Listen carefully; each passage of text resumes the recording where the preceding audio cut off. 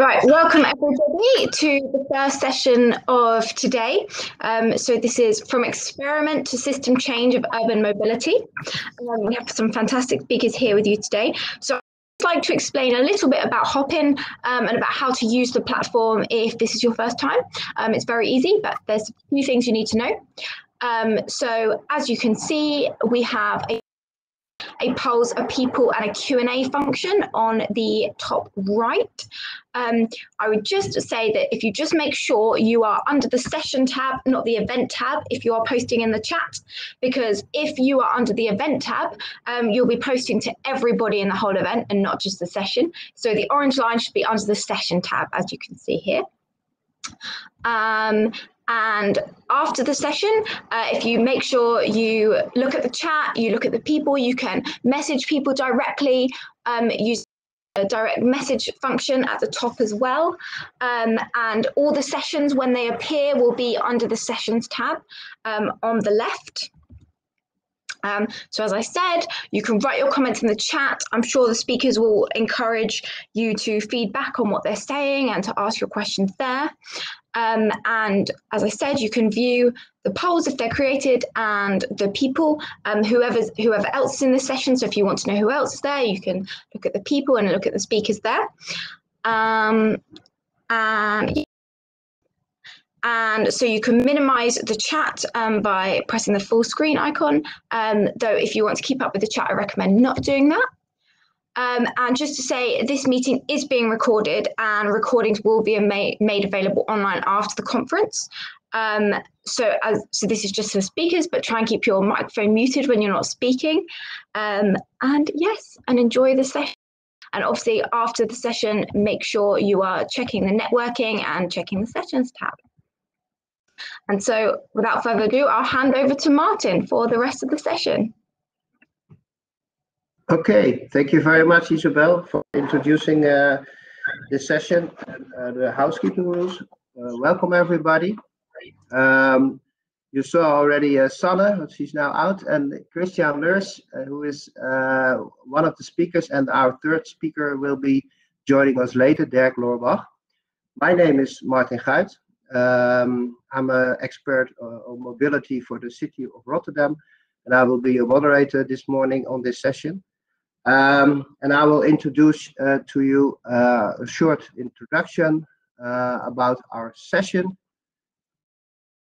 Screen, and I think everybody can see it now. Yes. It's about from experiment to system change of urban mobility. It's something that we are practicing now for a couple of years, and it's very sometimes it looks easy, but it's very difficult.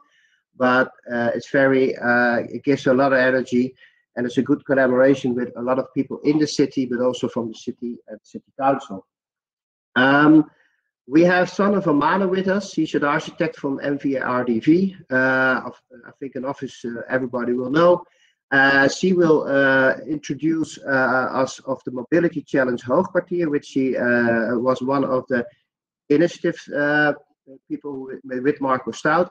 Only Marco is not possible to join us today. He has other obligations. Then Kristiaan Leurs, our strategic advisor of the city of Rotterdam, my colleague, will introduce the Rotterdam mobility approach, the policy, how we want to change the urban mobility, and also including how we do that with experiments. And at the end, Derk Loorbach, our professor of the Erasmus University, will come in and tell us, of course, it's not enough and we need to do more transition on mobility in the city. But he will join us later. And at the end, we'll have, if it's possible, still a short panel discussion. I will have a short introduction, then I will give the floor to Sanne van Manen. And when you have questions for Sanne or for Kristiaan or for Derk, please put them in the chat, and I will, when the presentation is finished, I will hand over the questions to Sanne, Derk, and Kristiaan, so we can change all the expressions. Okay. Well, Rotterdam is a city that has a a lot of history, which of course some people know, but the city is a car-friendly and minded city. But that changed, and we want to grow to people inviting Rotterdam. And that is something that we'll do, and what is the central station is a good example. And we do that for a couple of years now. The policy has changed. And then we needed new icons for mobility, like the central station and the Koolsingel, which is the main boulevard in front of our city council. We changed that for example, 4 car lanes to 2. So that means more space for pedestrians and cycling. But it costs a lot of money. And what most of the time the city will do is that we'll design a new design, and then we say, okay, so it has to be so permanent. But it's very sometimes it's very costly, and it takes time. Not 5 years or 10, sometimes 10 years to change that. For example, the Koolsingel, the plan started more than 10 years ago, and this year it was opened. So it takes a lot of time. So we intervened and we changed that policy by taking experiments as a role to give a structural, how do you say, a structural change in the system. And the government, the city government, has to look at themselves how they want to participate in these kind of experiments. You don't always have the role to be to have control. For example, there's an air pollution, then we take control. But there are a lot of people like Sanne will tell us about a challenge that it starts in an area with a good, and then we have to facilitate. So. That is sometimes we have to learn as well, and as a city government, we have several roles. Well, and the several roles I think will be explained in this session. And if you want to change the system for mobility, then you need perspective outside. Of course, the climate change, everybody knows about it, but we have to change that. For example, like I said, we need more green in the city. Then also you have to adjust the system of mobility. So it's very good to have outside perspective to change your own system. So that means we have to keep on doing this. And like I said, the program of this session will be a short introduction. Sanne will take over now. And Kristiaan and Derk will also speak. I will stop sharing my screen and I will ask Sanne to join us. She's already there. Great. Well, Sanne, I will give you the floor and well, take us on this beautiful experiment of the mobility challenge in Hoogkwartier. Yes, I think now my screen should be visible. Martin, is that correct? Yes. Yeah, okay. Fantastic. Yeah, I see. I will leave now. Yeah, I only see my screen at this moment, so I don't have 2 screens, so I don't see if anything is going on, if there's anything in the chat. So I hope that somebody from the organization, if something is up, can shout. Because I do hear I will things. help you, Sanne. Yeah. Okay. So I would like to tell you something about the mobility challenge in Hoogkwartier, which is an area in Rotterdam, which we did as Stadslab Hoogkwartier together with the municipality of Rotterdam. So small introduction. On the right side, that is me, and on the left side is Marco Stout. And together we initiated the City Lab Hoogkwartier.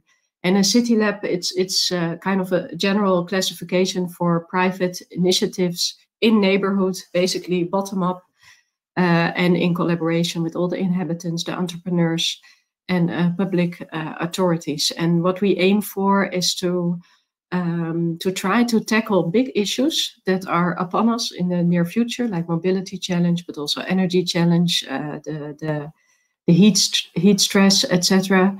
And try to see if we can find solutions on level of the neighborhood and also in collaboration with the neighborhood. And that is sort of our aim. And in that field, we often work together with the municipality, and we are sometimes a kind of in between the neighborhood and the municipality in that role, so that we try to link what the municipality wants, but also what the neighborhood wants, and see if we can make projects out of that. And Marco was already working in the neighborhood for about 10 years, because it was 10 years ago, or now I think it's already 12 years ago, not such a good neighborhood basically, but now it's very hip and happening. And now together we try to make the next step to challenge this kind of topics. So it's part of the city center. So here you see the map of Rotterdam. On the left side, it's a central station. The circle is roughly the city center. And in the eastern edge of the city center, we have the Hoogkwartier. And it's officially not a neighborhood. It's part of the neighborhood city center, the Stadsdriehoek, the city triangle. But we call it neighborhood. And it's somehow surrounded by these big traffic roads. So it's almost a little island. And you can also see on the right side with the city center, there's these huge developments with towers. And somehow this part always has kept the way it was. So it's almost all post-war architecture, let's say 4 or 5 layers high. And it's quite kept in its original state. So it was protected from this big developments. So here you see this roads around. And if we look at some images, it's quite stony and a lot of cars. So this is this post-war architecture. Some small things about the neighborhood. It's small apartments, so a lot of single-person households. A lot of young people that is linked to the previous because they move out as soon as they get kids and would like to have an extra bedroom and a garden. And what we started with is that we organized neighborhood meetings. And in that meetings, we just started to discuss, what do you think of your neighborhood and what would you like to improve? And what is good. And one of the things, or one of the 2 things we heard was, the main thing is actually green. So everybody was like, we would like to have more green. There's a park in the middle of the neighborhood, so also people wanted the park to improve. But green was the most heard thing. And we started thinking about this topic, and we said, yeah, basically it's somehow related to mobility as well, because mobility takes up space that you could use for green. So this is, of course, a diagram or a picture that everybody knows, but space and mobility are connected. And we also started counting. So we discovered that this neighborhood has more than 700 parking spots on street level, which we think is quite a lot for this small neighborhood. And then we literally counted the space for these parking spots, which is about 8% of the entire area. And then we calculated the space for green, which is only 6%. And that was quite a shock. So there's just literally more space for parking than for green. And that you see in the image of the street. So quite a lot of cars and stone. And again, so this on the left side is, for example, this neighborhood park. And the neighborhood park is completely surrounded by a row of parking spots. This is on the other side. So here's the park on the right. This is the main street, also only parking. And then the second topic is the green. So the green that is there, which was counted in the 6%, is not always of very high quality. So, and even the park itself has a lot of stone. This is a nice green spot. Also this, we were surprised about it, that even the bricks are as close to the nature as possible. So there's no room around the trees. So we said, let's do a challenge. And also the municipality wanted to do something with this topic. And as Martin said, the municipality of Rotterdam is very keen on experiments, to test something and then to make it permanent. So together we organized a mobility challenge. And I'm going to play a little movie. It's in Dutch, but the graphics are already quite clear what this challenge is about. And I hope it will work.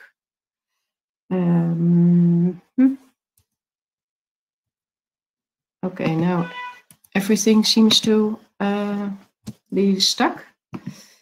I'm very sorry, but I'm trying to... I think at least something is happening. Okay, the movie is not working, so I'm going to explain it to you. Oh, the movie is now playing, or not? No.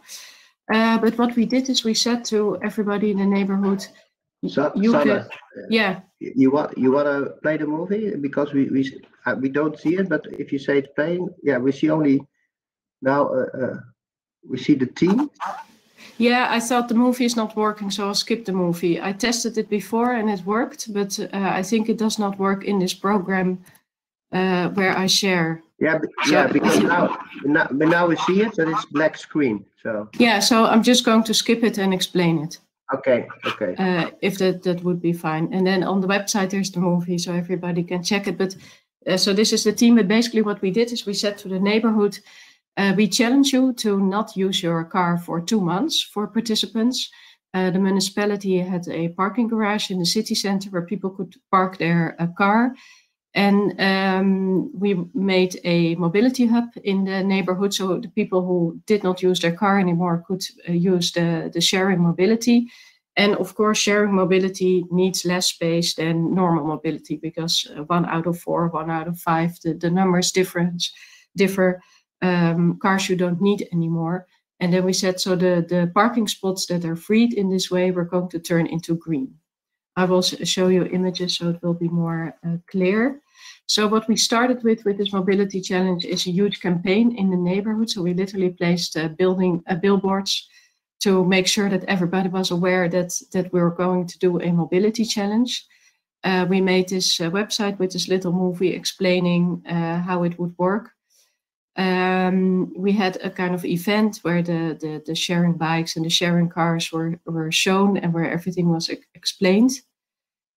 And then at the end, we had 90 participants, 30 with a car and also 60 without car, because during the process, we discovered that there are also people who don't have a car, and we still wanted them to participate in the project because maybe it would prevent them from buying a car in the near future if they would come acquainted with sharing mobility. So this is the start of the event. In the middle, the elderman who opened the whole event. These are all this is a part of the participants. And what we did is, so to get back to the public space, people were saying we want more green. So therefore, this mobility challenge to free parking spots for green. So for all the participants that participated, we counted them, and for them we made basically a green parking, or actually we made it for the neighborhood, but we made a certain amount of green spots. And in the middle of the neighborhood there's this little park, but the park is enclosed by parking spots. So we thought, let's change those spots into greenery so that suddenly the green becomes more visible in the neighborhood. So it's almost like green fingers going into the neighborhood. So for example, this would be a new green entrance. This is a greenery coming from the park up to the main street. And we also, in the design of this, we did this together with Studio Bende. We made a kind of relationship between mobility and the public space. So therefore this dotted lines, but also this parking meters with the information. And in the middle of the areas on the main street, we made the hub. And in the hub, all the cars were placed in front and all the bicycles were placed inside. So this is the hub. Also here, there's this link with mobility. So it almost looks like a gas station, but then of course a different kind of one. So this is the hub. At the same time, the municipality also initiated some traffic experiments. So for example, to make the main street one way. That is this one. And also to improve the crossing, make a safer crossing in one of the main roads around the neighborhood. And this is a kind of black light crossing. And actually that helped a lot because this one is not really visible. And the entire process has been monitored. So we had meetings with all the participants to talk about how the sharing mobility would work, how they like the green. We did that also together with Drift from Derk Loorbach, who will speak later. There were also meetings people in the walking around the park to take questionnaires from people sitting there to ask them what they thought about the green. And one of the main things we wanted to investigate is, so if we would make that link between public space and mobility more visible, does that actually encourage people to make different choices in their mobility? We have some interesting conclusions. So a conclusion is that indeed, if you tell people this story, if you tell them, because actually we had meetings where people came in with a bit of anger. So they came in like, so you want me to get rid of my car and blah, blah, blah. But then we explained the whole story, that it's about that the car is then replaced by a sharing car, and that makes space for greenery. And then at the end they said, oh, that's actually a really nice story, and we really like that, and it's very positive. So to tell this story and to make this link does work and does make people more aware and also more open to change their behavior towards mobility. So the neighborhood-oriented approach is successful. It also increased the awareness of people towards their public space, we noticed. And what we also noticed is that it was a bit hard in the beginning with the recruitment to make people aware what was going to happen. So as soon as when it was happening, so when the green spots were there, people were suddenly like, oh wow, this is really nice and this is really improving. And they were very positive by the green spots because of their position. They were basically visible from a lot of spots in the neighborhood. So to make it visible helps to make people aware. And also what we noticed is that we did this for 2 months, and that is basically too short. So it should be longer to make a real change.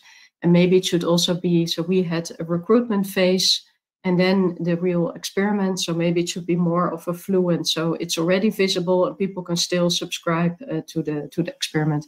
So we made a list of, we made a paper. It's available on the website MC Mobility Challenge Hoogkwartier.nl, both in English and in Dutch, where we explain about the project, but also give all the conclusions and some next steps, because now the municipality would like to incorporate. They asked other neighborhoods if they want to have a mobility challenge.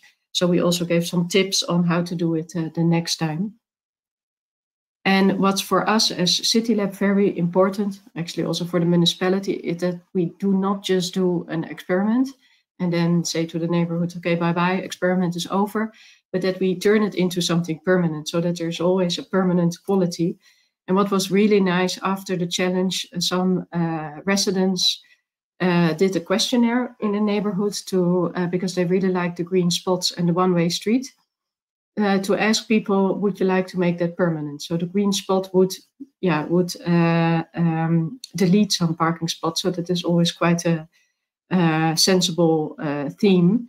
And then 70% or almost 70% of the residents said, yes, I would like to have permanent green spots. And 83% said, yes, I would also like to have permanent one-way street. And that's actually very nice because that's in again, collaboration with the municipality, that's happening now.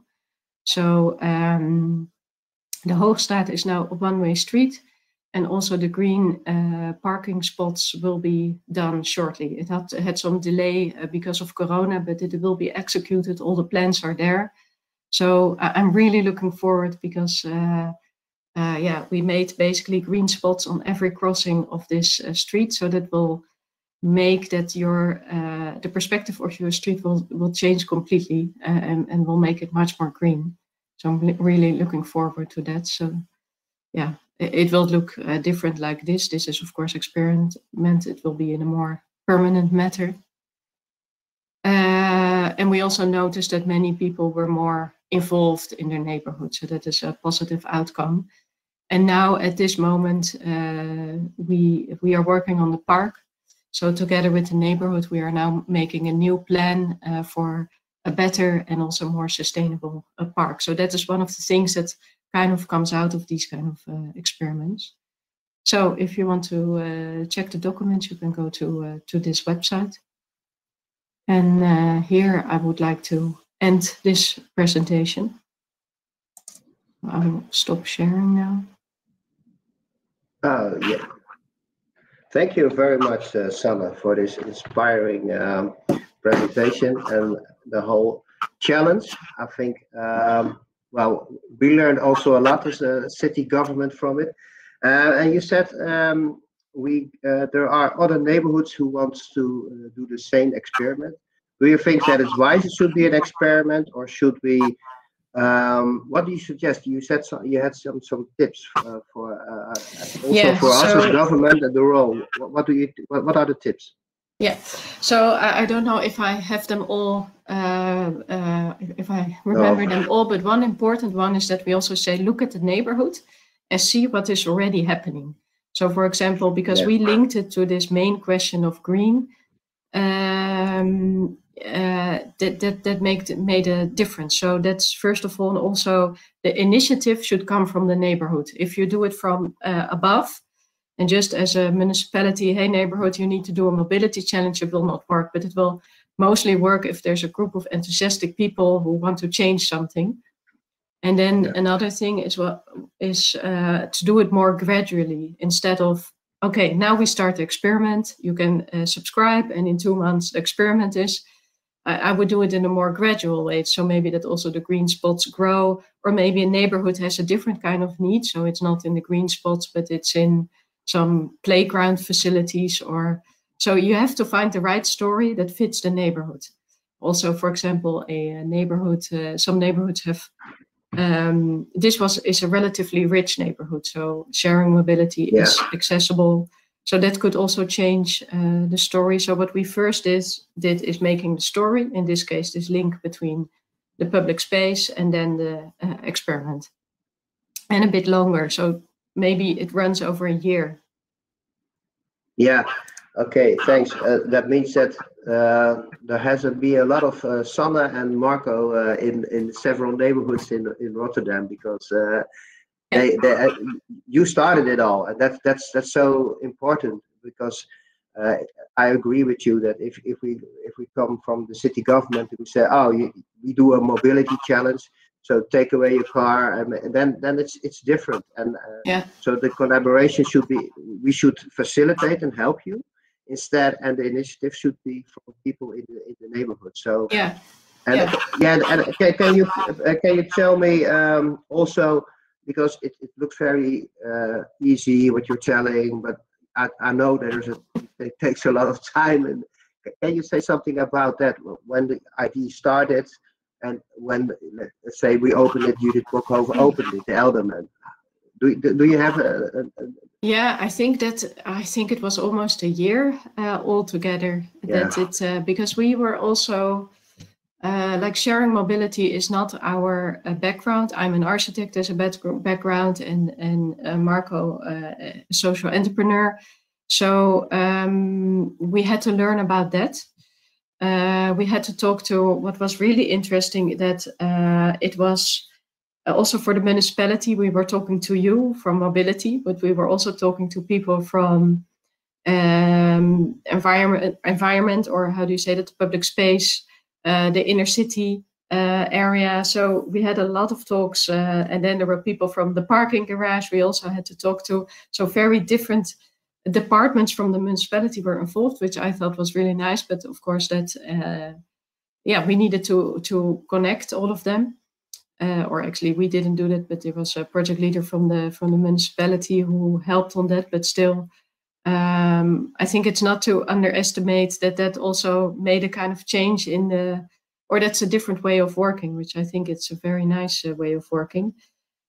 So and the recruitment is something that it always sounds really easy to do participation, but it takes some effort to get everybody involved, to make sure that everybody sees the information. So we do a very bottom-up door-to-door flyering, just putting folders into mailboxes. And then even, yeah, it's also what I do. Sometimes I get something in my mailbox, I'm like, oh, I throw it out before really reading it. So you need to push to get everybody on board. Or actually, we did not get everybody on board, but at least a certain amount. That takes some effort. Yeah, some time. Yeah. Okay. Well, thank you, Sanne, because I know you put a lot of energy in it. I see that Gijske Bauma has a question, and that will be from the last question. I see already shared the webpage. Great. What was the biggest challenge to get it all started? Gijske asked. Can you say something about that? I think the biggest challenge was at the end to get all the participants to really get people to leave their car. So they were all a bit worried, like, yeah, but what if I really suddenly need it? Or it's also sharing mobility is only, you should only actually do that if you're not dependent on your car on a daily basis. Like if you have to drive to your work, it costs you a day to rent a car. Hopefully in the future that will change. So I think that was at the end the biggest challenge, to really get people to put the car away for 2 months, and we had to that I think that was at the end the biggest challenge, and it was also a lot of phone calls.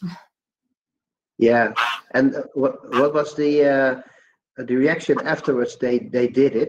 Were they satisfied, or they said, "Oh well, I will do it again next time," or they said never again? They were, but what I really liked is that the participants were indeed very much more aware of their mobility. So instead, some woman said, normally I would just take my car, but now I would think, okay, where do I need to go? Oh, actually, I don't need my car. Or actually, a friend of mine is also driving, so she can pick me up. So that's it gives you a different perspective on how to use mobility and more awareness, or do I actually need my car, which often also resulted in that they actually don't need their car. So that was also actually the cars were not often used, or they were used but not to the amount that was expected in the beginning, because people live so central. They're close to the Oostplein, which is basically this neighborhood is in between two major mobility hubs with public transport. So that I really liked, and we got very positive reactions on the green and on the change in the neighborhood. Yeah. Okay, great. Because that's something very important what you're telling now, is that if you have in a neighborhood good sharing mobility, car mobility, it means less cars in the streets. Also, people are using other ways of transportation, and that makes it. So I think that's a very important lesson learned also from this. Yeah. Okay. Well, I see another question that from Ellen Hoekstra, but we'll take that question after Kristiaan's presentation. So thank you very much, Sanne, for this. Thanks everybody for listening. I'll leave the stage. Yes, great. Thank you very much, and we'll hope to see you again. Kristiaan, please could you come in, and then I'll give the floor. Yeah, there you are. Welcome, Kristiaan. Good morning. Good morning. Well, you were telling about how we know the municipality will handle all these experiments in our policy. So the floor is yours. Yeah. First, I'm going to try to share my presentation.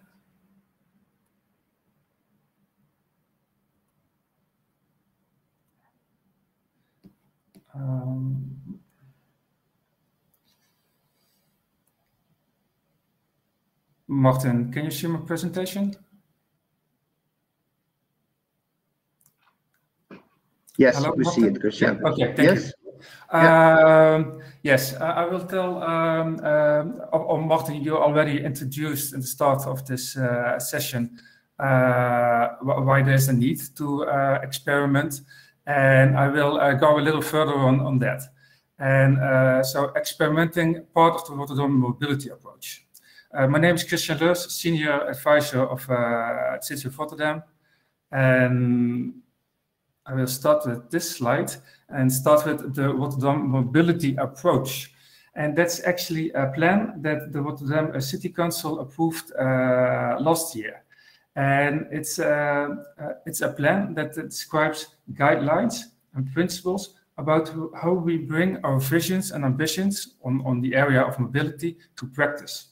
And you can think about principles about designing process, or how we deal with steps to efficient logistics, or more space for new mobility, like car sharing, but also doing experiments is now a formal part of our mobility approach. That's an important thing. Now, experimenting, it's all about testing the future in public space and make transitions visible. There's also a clear urgency to change or rethink about the public space and how we use mobility in the city. And Rotterdam, like much cities in Europe or worldwide, are getting more crowded. More people want to live in the city or visiting the city. In Rotterdam, we're going to build 50,000 houses next decennia. But also our infrastructure, and mainly our public transport, is reaching its maximum capacity. With the growth of the city, the urgency to deal with themes like air noise pollution, carbon dioxide, or climate questions are getting more prominent.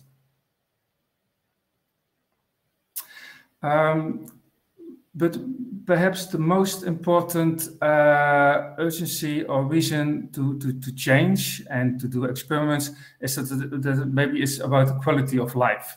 How do we create cities with more attractive green water, more spaces to be active mobility, and also places where you can relax. The transition of mobility, and this is a graphic of the inner city of Rotterdam. It's already started. So it's not something new. It's already started maybe 10, 15 years ago. And so in Rotterdam, we see for more than 10 years a decline of the amount of cars that go into and out to the city center. And we think that line is also going down the next decennia. On the other hand, the amount of people who use bikes, public transport, and not forget pedestrians is growing enormous. This slide tells actually the same story. So the circles are getting bigger. Mobility is growing the next 10 years, 20 years. But there's a clear shift, continuous shift to healthy mobility, bike use, public transport. And this in itself is a reason to rethink about how we use our public space. So back to the Rotterdam mobility approach. This is an image from that plan. And we say we start with 5 experiments. And before the Rotterdam mobility approach, we already started with doing experiments in Rotterdam, maybe all for 5 or 7 years now. But it means something that you make it part of a more official plan. And I will tell something more about that later on. 5 experiments.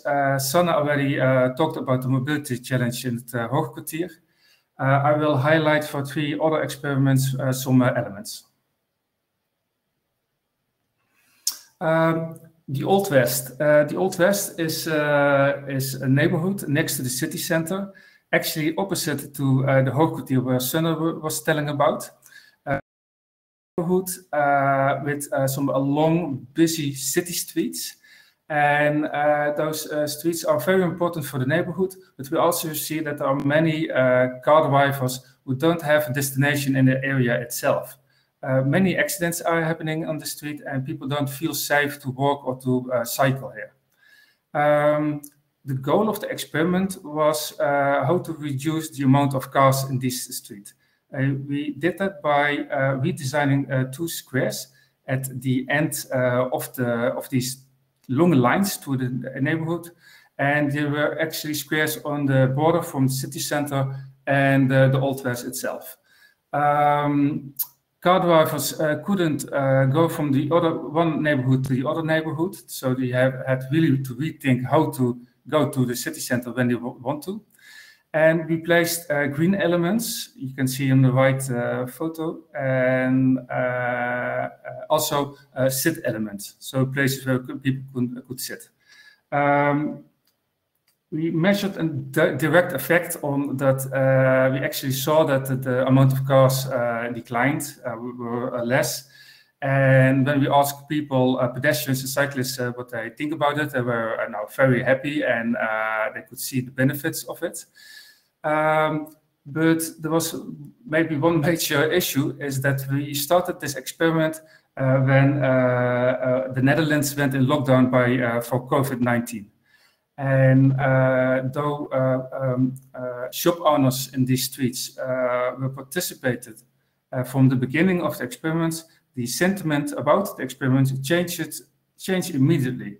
So it was a feeling of how could you do this to us? And actually the decline of their income, the stop of their income, they directly connected with the experiment, and not to COVID-19, but because the fact that we redesigned these squares. That was one example. Other example is about the experiment Maas Tunnel corridor. The Maas Tunnel corridor is a stretch for, I think, a corridor for 5 kilometers. It connects the northern and southern part of Rotterdam. Goes through the Maas Tunnel. That's one of the oldest tunnels in the Netherlands. By 4 car lanes, some parts even more than 4 car lanes. And on this stretch, we have serious issues with air pollution.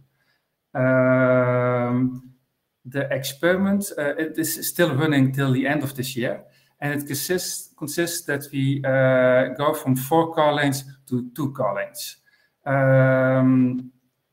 We continue monitoring this experiment, and we now already see that people make other choices. They choose for other routes through the city, but also choose for other kind of mobility. So switch to or bike use or public transport. The most difficult part of this experiment is telling the story.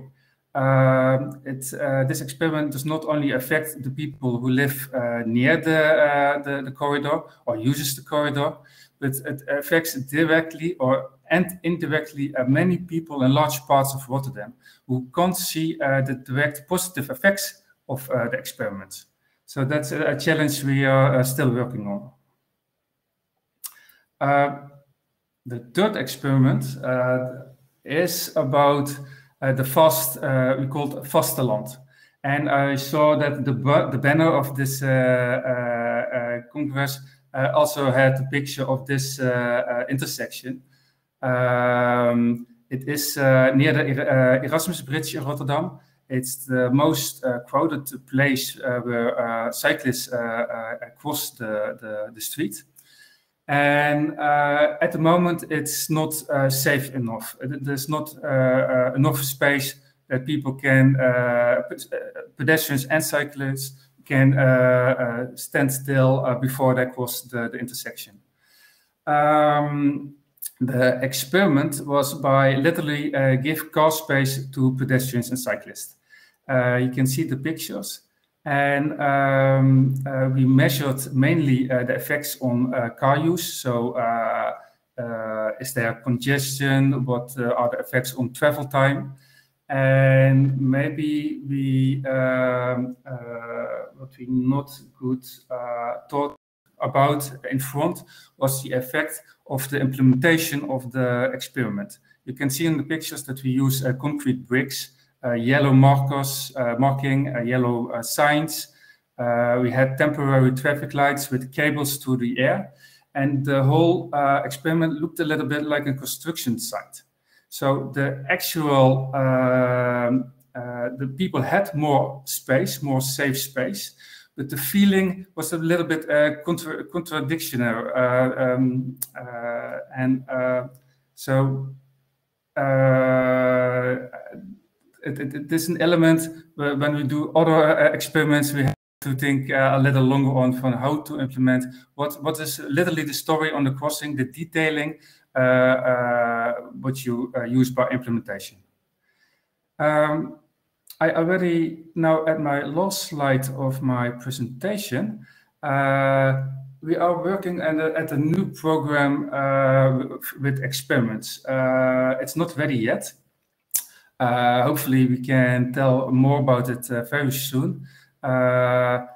Literally the advice that Sanne told in the previous presentations, that are the points that we are addressing. We are looking for experiments more bottom-up, more with more active, enthusiastic people who can tell also the story why we would change some elements in the city. Another factor that we will focus more on in the future, that is monitoring from the start till the end, and the evaluation process, because we see with a lot of experiments we do that we put a lot of attention to it, but that it still is of course you do something so that we can discuss with people and with the city council and with all the people in the city. But I think the main conclusion is that we can still put more energy in that part of the experiment. Martin, this is the end of my presentation. I think that we can go to some questions. Great. Thank you very much, Kristiaan. If you stop staring, yeah, okay, good. We have already a question from Ellen Hoekstra in the chat after the presentation from Sanne, but I think it's a question you can answer. Does the municipality have plans to permanently reduce the street parking because of the mobility challenge, which was a good momentum? How do you see that? Yeah. And do we do that? Already had a goal of for the inner city to reduce about 3,000 parking spaces on the street, and we managed well till about 2,000, 2,500 parking space. But we see now that experimenting, literally the story of Sanne, helps to give it a new angle. So we always say that when you remove car space, you have to see what are the benefits. That you have more green, or more space for terraces, or to relax, or maybe for car sharing of other concepts. And the link between removing car spaces and the benefits has to be very directly. And experiments can help in that part. And, yeah. Okay. That's good.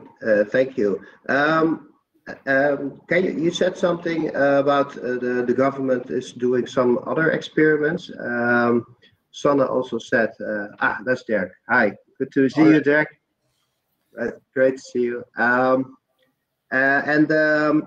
But it also means a different role of the city government. Can you tell me what we, as a city government, myself as well, of course, but what we learned from that? All those experiments, and how we changed our role, or maybe and are we occupied enough for the future? That's also important. Yeah, that's a really good question, Martin. At every experiment or issue that you will address, you have to think very good what your role is as a municipality. In the Hoogkwartier, it was very clear that we were facilitators. And that means something really different than, for example, the experiment about the Maas Tunnel. Maas Tunnel corridor was very top-down. There was a question about air pollution. So there was a need from the government to take action. And then you have another role for the starting point. But during the experiment, you need parties in the city who are also ready to tell the story. Because when you are the only party, the only one who's telling this is good for you, it doesn't work, or it's very difficult to make a next step in the process. Yeah, can you tell something also about what happens in the policy makers itself? What changed? Yeah, it's you know, Martin, we have a Rotterdam mobility department of 130 colleagues, and it meant really something about doing your work different. And sometimes it really felt that they need an approval to do it. And it helps that the city council says it's okay to try it, to make those kinds of steps. Or that they feel that people in the city wants to make those steps. And because it doesn't go automatically. Also within the government and within our department, believers and the non-believers. And you have to work on that. But the main important thing is to do it, to do the steps and to start. Yes. Okay, great. Thank you very much, Kristiaan. I don't see other questions in the chat, but maybe they will come later. Derk, so thank you very much, Kristiaan. We'll see you later afterwards. Derk, you are already in the session. Good to see you. Can you join me?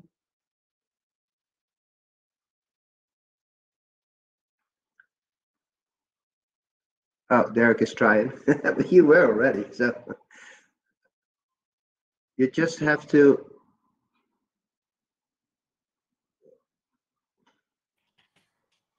Ah, there you are. Okay, hi. Hi, Derk. How are you? Good morning. Yeah, good. It took some time. Yeah, getting in and, and dropping out, but here I am. Thanks.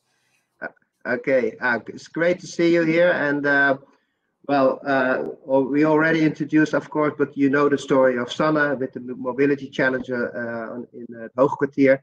And Kristiaan just told about how the policy of experiment is implementing in the city approach, city government approach. And well, of course, you are the professor of transition, also in mobility, a lot of you say elements.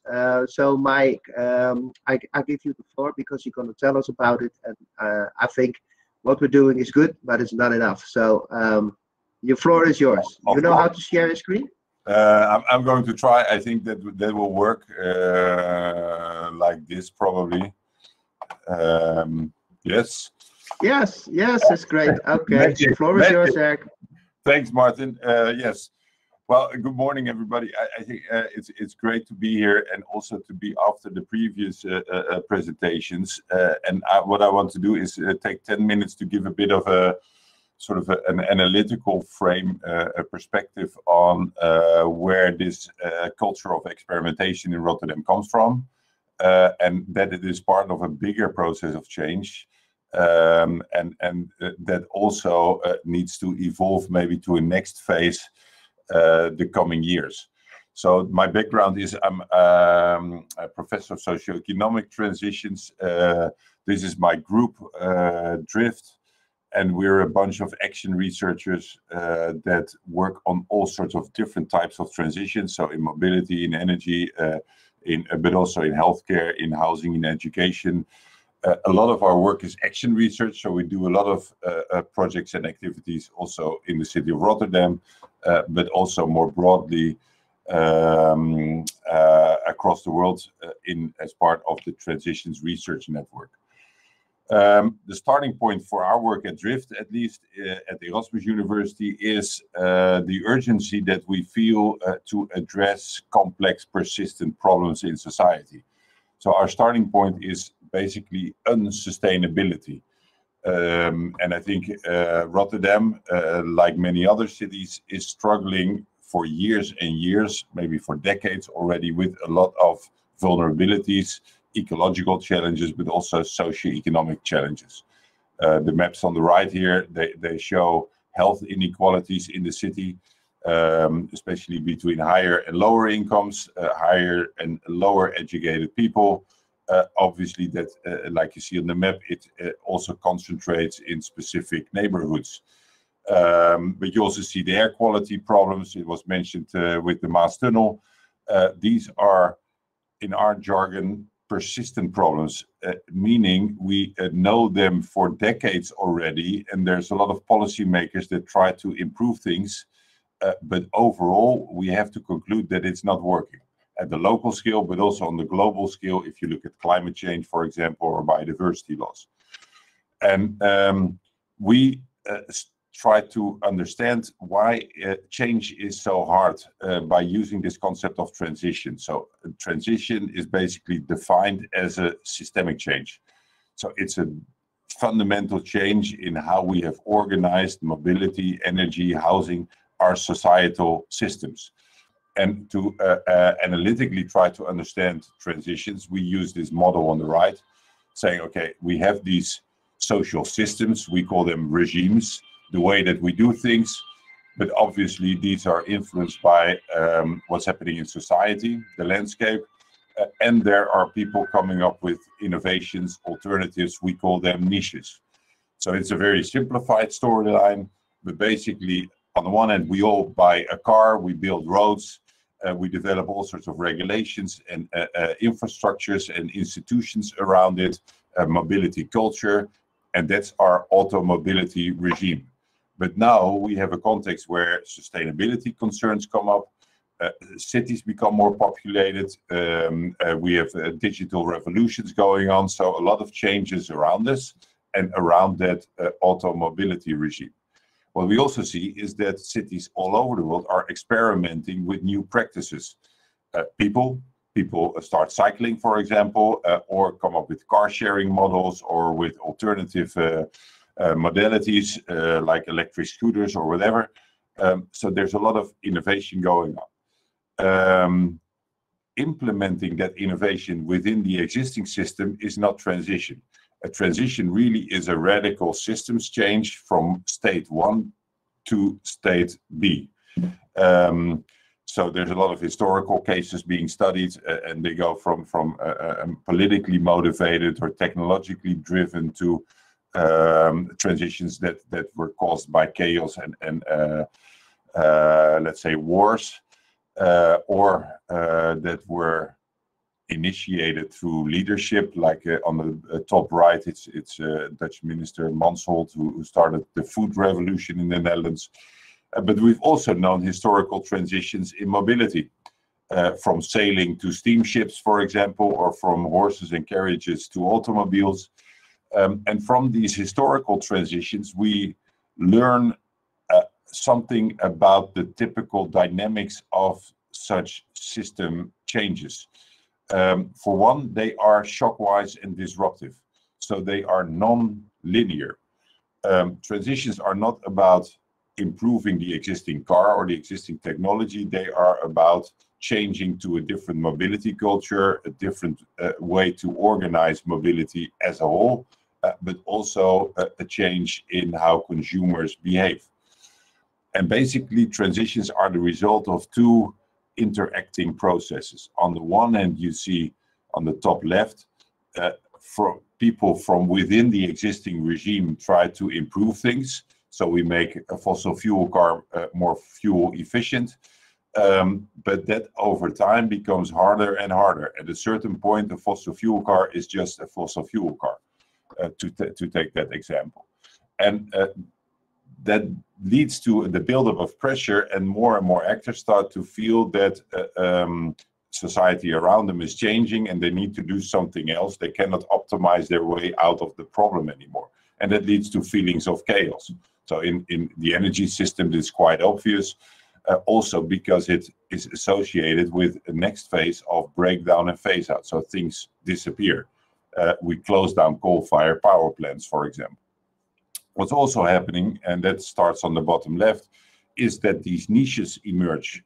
So people start to do alternatives or adopt alternative lifestyles, technologies, and so on. Over time, they might mature and become more prominent.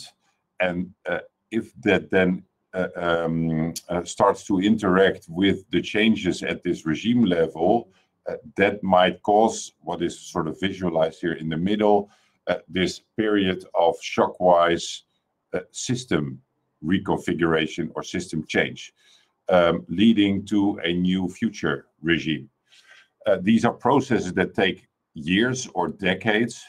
And the interesting thing now is that in the mobility context, especially urban mobility, we seem to really have entered this period of, let's say, 10, 15 years where very large-scale systemic change is possible.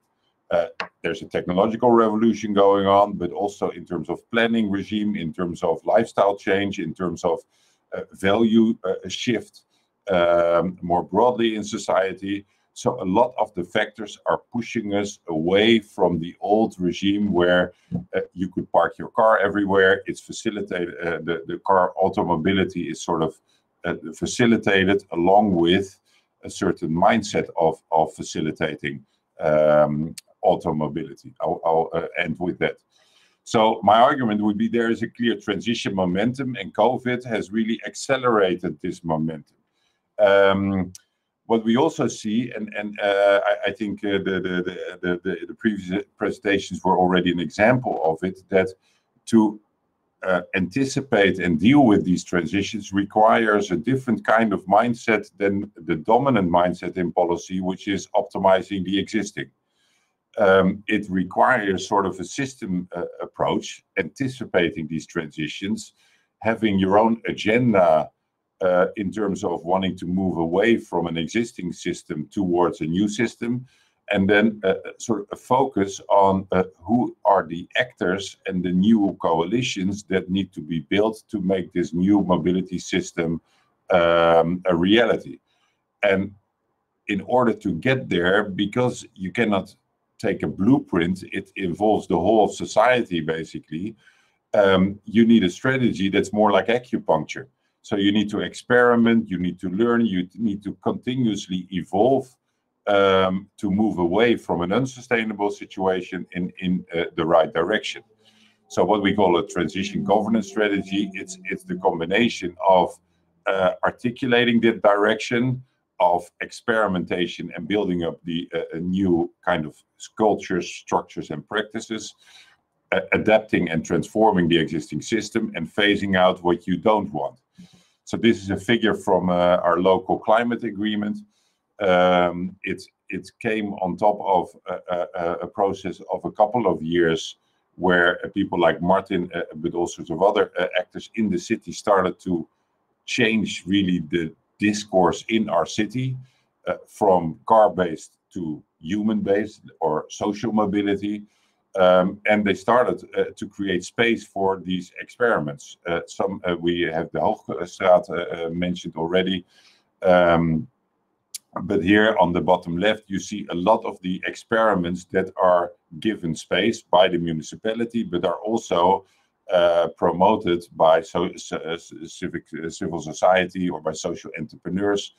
And they go from transforming parking spaces into like a more large-scale car-free days, to cycling initiatives, to cooperative sharing models, etc. So all sorts of attempts to build a new kind of mobility culture, but also make it visible in the public space. What is also interesting is that, and that's the top left, is that the municipality itself is changing the conditions. So the Maas Tunnel is a very interesting one. It's actually changing the infrastructure, but they also changed, because of this kind of transition logic, regulations. New project developments, they can reduce parking spaces if they offer shared mobility, for example, or the city government is changing the traffic rules, or the priorities and traffic lights, or thinking about the pricing of parking, for example. And what's on the agenda, but not yet articulated enough, is the phase-out strategy that needs to link to street parking or to fossil fuel. Where we are now, because there is this transformative culture that is developing, we have this holistic strategy. What we need the next couple of years is really take this to scale. So on the local scale, we see it works, but if we take the Paris Climate Agreement seriously, and if we aim to have a mobility system in the city that is just and works for everybody, we need a much more radical change. So we need the ambition to phase out individual and fossil mobility within the next 10 years. So this is a vision for 2030. If we would able to, let's say, well, maybe 100% is not feasible, but let's aim there, that all the mobility, the person mobility in the city would be shared, clean, healthy, and affordable. That would mean a revolution in the amount of public space that we can open up, but also the individual cost, and in terms of the resource use, the energy use for mobility, and so on. What I try to do is to give this picture. So from a transitions point of view in Rotterdam, a lot of people have been sort of starting to move through this transition curve. And we are now entering this really chaotic phase where we have the momentum.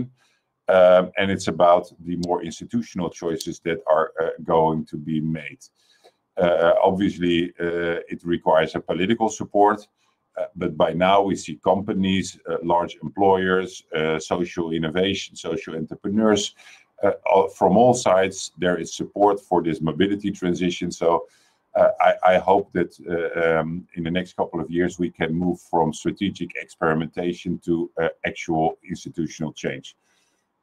Thanks for your attention this 10 minutes. I hope it was clear and that it raises at least some question or discussion. Yes, thank you. Of course, this was inspiring. If you stop sharing your, screen. I'm trying, but that's, yes. Yes, it's working. Okay, it's great, thanks. I see there's a question from Ellen Hoekstra, which is a very interesting question. Do you think improving cars by making them electric or autonomous, is it helping or just frustrating mobility transition as a whole? What is your opinion about it, Derk? That's an excellent question. Obviously, that relates to what kind of transition we would want. And that's a normative conversation. So in general, there's a lot of also colleagues in science, but also a lot of actors that see the transition to electric mobility as a transition and as something desirable. And I agree, because it solves a lot of problems with local air pollution, probably. But we would still be in a traffic jam, using a lot of public space, looking for a parking spot.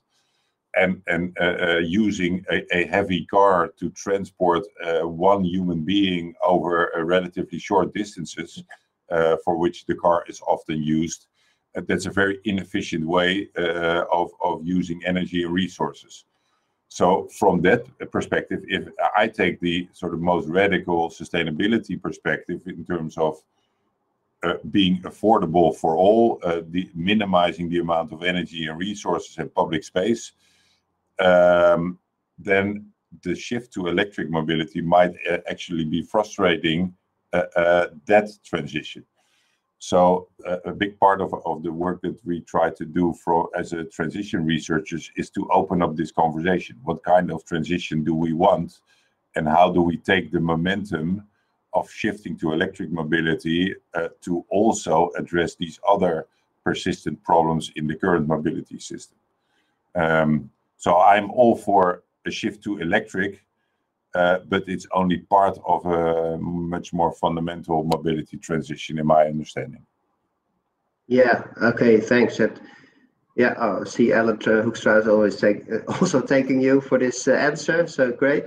You had some key notes, you could say, in the end, and there was one that was really triggering me.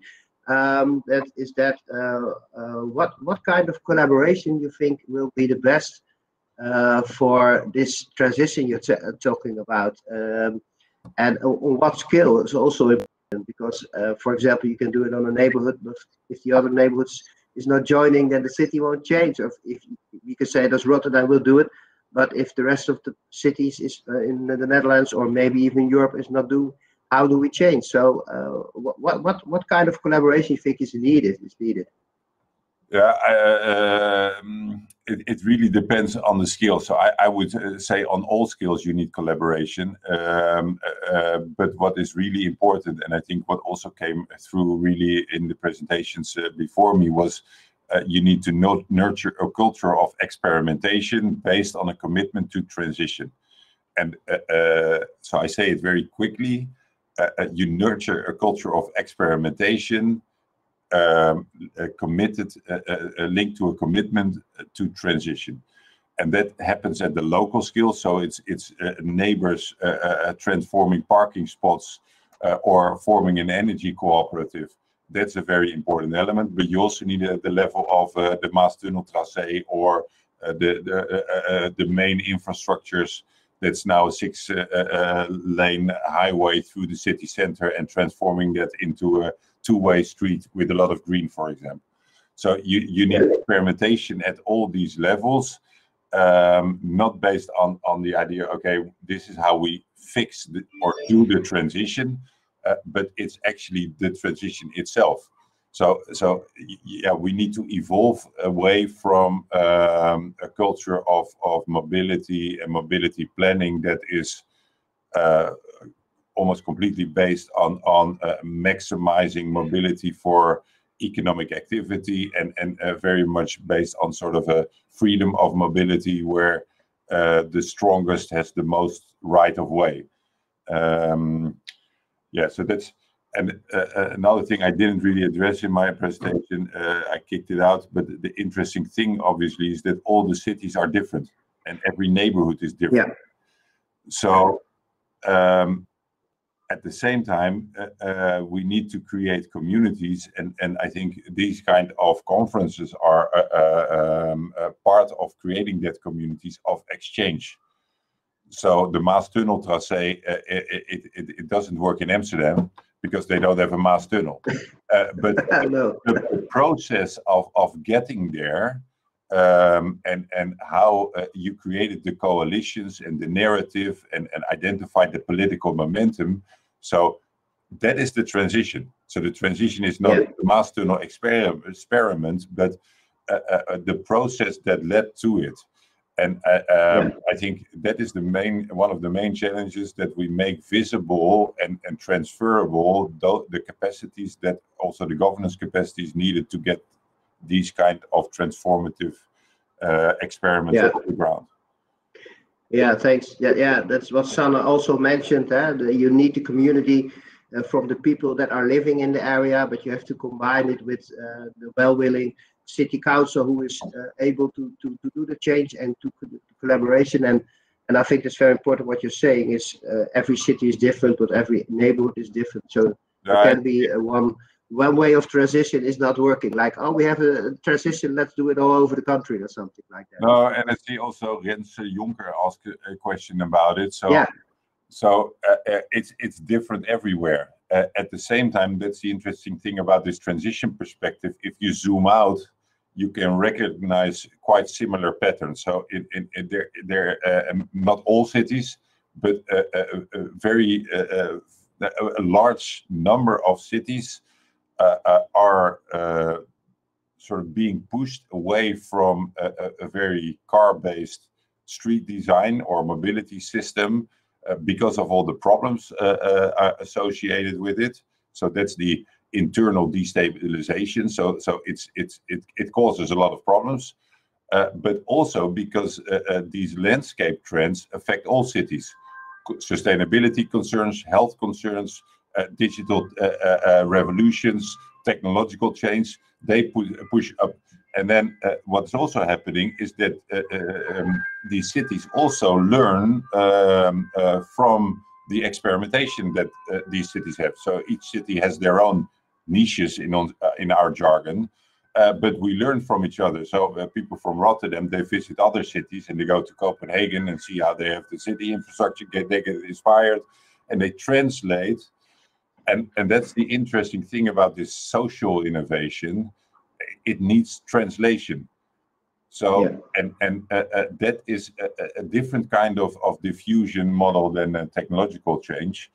But it's very interesting. So there is a similarity that cities across the world are in the same process of moving away from a car-dominated mobility system and are learning from each other in this process in which they will figure out their own future mobility model. Yeah. All right. That was also, I think, an answer to the question of rents. And I see Willem van Heiningen, he also has a question. How do people in organization, government, and companies have to change to help the transition? But maybe you already answered, but maybe you can specifically I think answer this question. One of the most interesting things that happened, it was a project that we were both involved in this transition arena 7 years ago, where we started to bring together a couple of change makers to think about the change in sort of mobility culture. And one of the most interesting things that happened is, I think, the conversations we had with policymakers, where they started to realize that from this transition perspective, this idea of regime, you try to make the existing system better or less bad.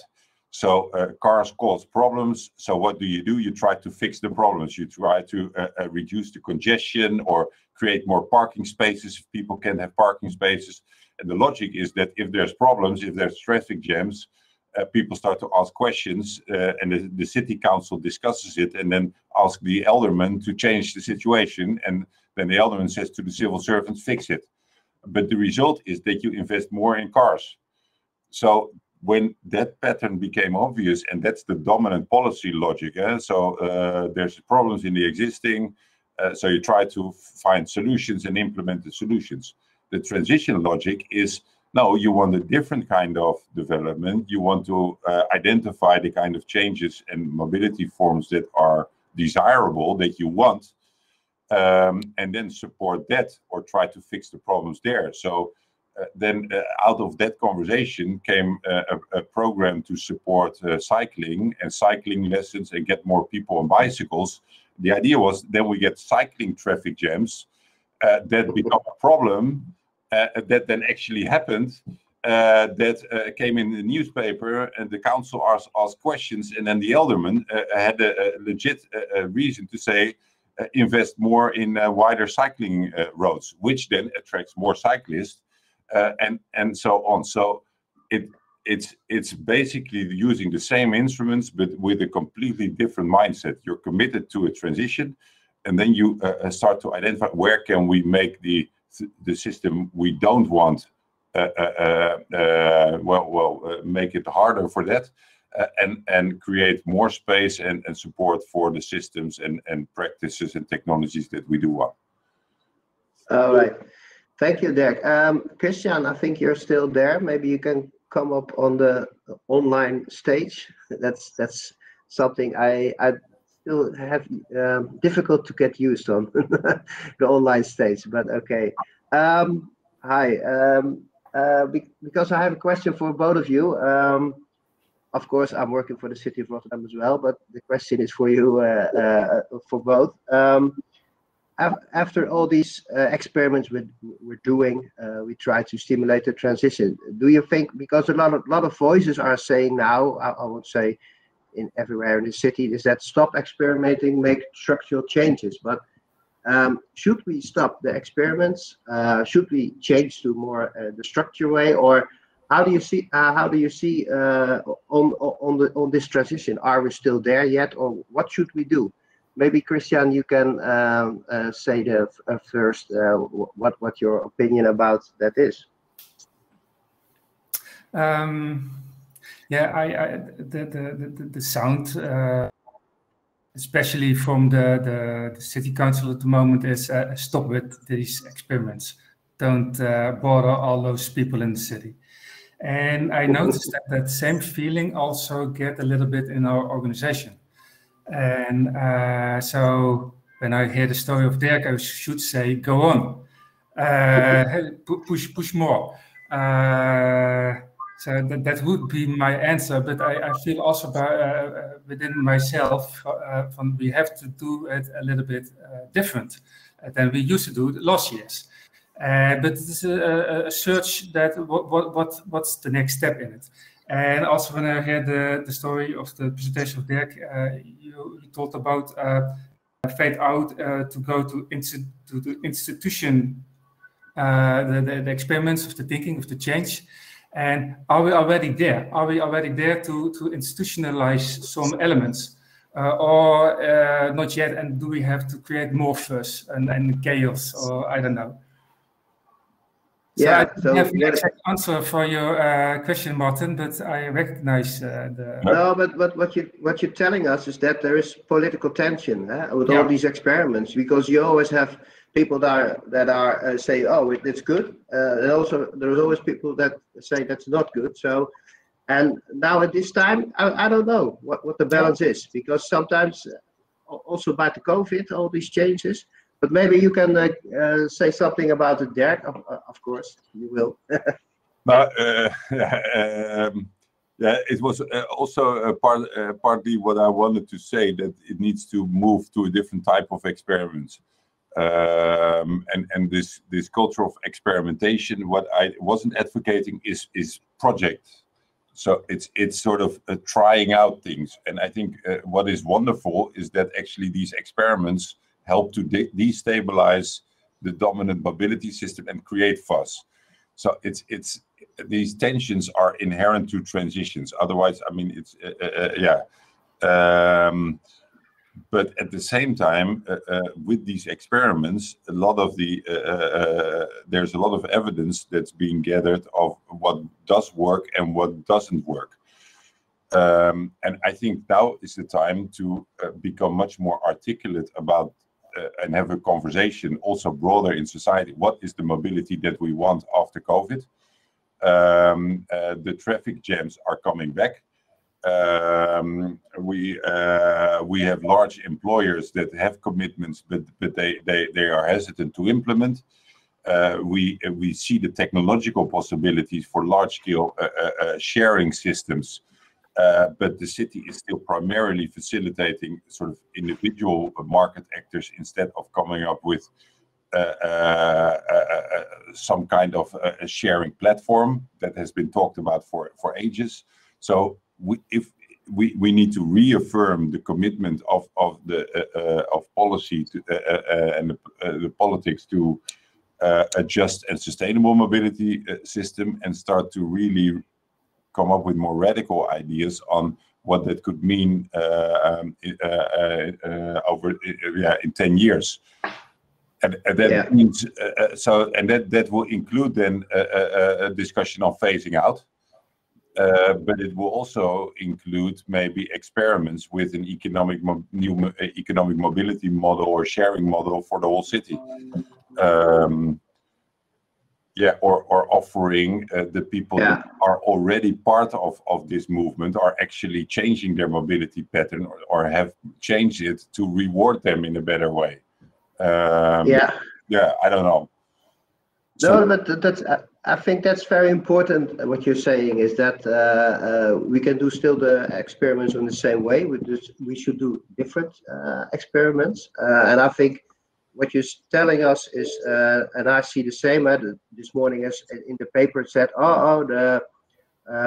it's coming back. All those files. What's it in English? There's the queues on the. Of motor cars, and so we have to change our mobility patterns. And I think Sanne realized that in the mobility challenge, because people got awareness. Oh, I don't need for every trip the car, and even they have them in front of them in the heart of the city. It's crazy that we're still having. There's Sanne. Hi. That we're still having our cars parked in front of our doors in the heart of the city. You can do so much more with all those space. And so what do you think about that, Sanne, about changing the mobility patterns of the people? How do you feel about that?